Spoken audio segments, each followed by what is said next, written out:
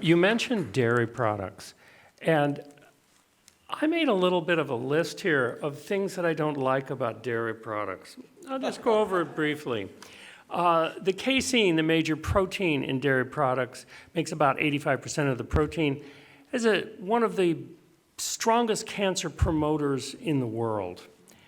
Antibiotics are a common contaminant of dairy products, perhaps not organic, but all of the others. Then there's endotoxins, those dead bacterial shells that trigger inflammation throughout the body in arthritis and in the brain. Then there's advanced glycation end products that form when cheese is aged, and these go into the brain and shower it with free radicals, destroying brain cells. Then there's the bioaccumulation of persistent organic pollutants like organochlorines and polychlorinated biphenyls. Then there's the thing about mucus. The beta-casomorphin 7, an addictive chemical in dairy products, creates more mucus. It actually creates more mucus cells, and they produce more and thicker mucus. As any of us know who don't eat dairy, if we're ever exposed to it, it creates this real gunky stuff. And then there's constipation.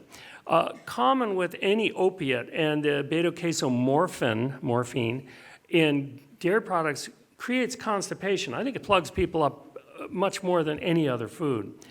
Then there's the increased prostate and breast cancer, tons of studies on this. Then there's the type 1 diabetes. It seems that the dairy triggers the death of the beta cells, especially in young people.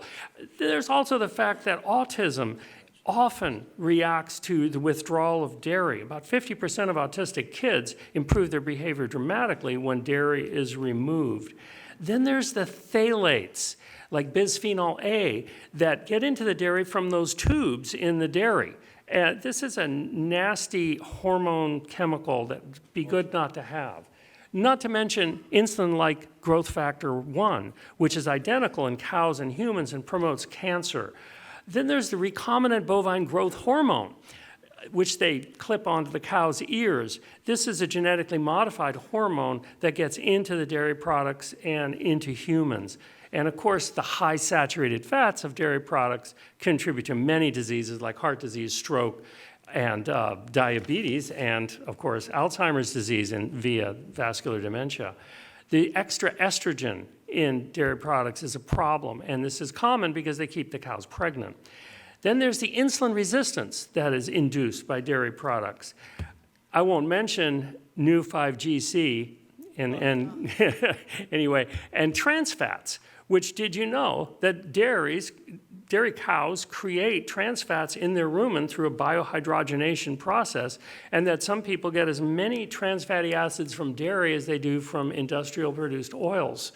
I just wanted to regale you with some good reasons to avoid this highly addictive substance. Thank you for listening. That's a guy.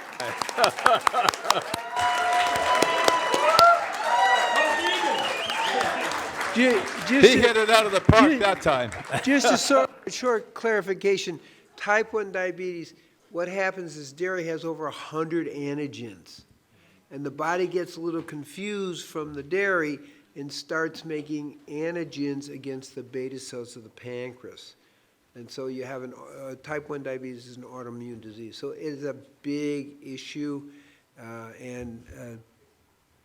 Eating dairy before you're like 3 years old, not that we recommend it, gives you a high rate of type 1 diabetes. Exactly. So going back to explain just a little bit about insulin growth factors for those people who don't understand. So remember, cancer cells have 10 to 12 times more insulin receptors, right? That pulls the blood sugar. So when they look at the studies and they actually take cancers, let's say breast cancer or prostate cancer, and they put it in the dish or in the animal model, and they actually just apply or feed the animal dairy, it will actually just grow it to multiply. Because remember, dairy is supposed to take, the child, or actually the mother. Remember, dairy is like the calf's mother's milk, right? It's not our mother's milk, which is, if we think about it that way. And it's supposed to take this small calf and then rapidly grow it to 1,500 pounds in a short amount of time. And then that calf then goes and eats grass, its vegan diet, for the rest of its life. It's no longer eating dairy once it's grown, right? We don't breastfeed for up until 18. We breastfeed maybe to 2 to 4 years. Some men do. Yeah. That's a different program.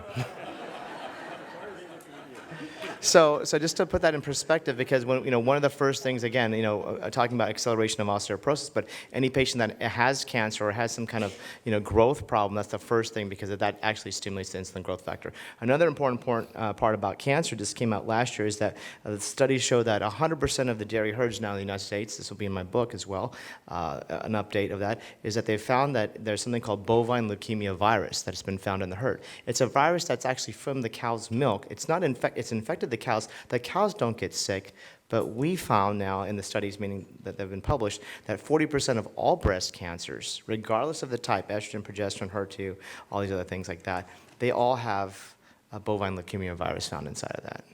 So the interesting thing is how even the cows are even processed as a whole other discussion, because they don't see that in Europe.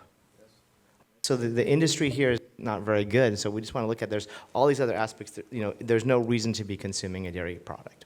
And those of you chicken, poultry, Dr. Livingston 65 years ago showed that there's a leukemic virus in all poultry that creates all forms of cancer.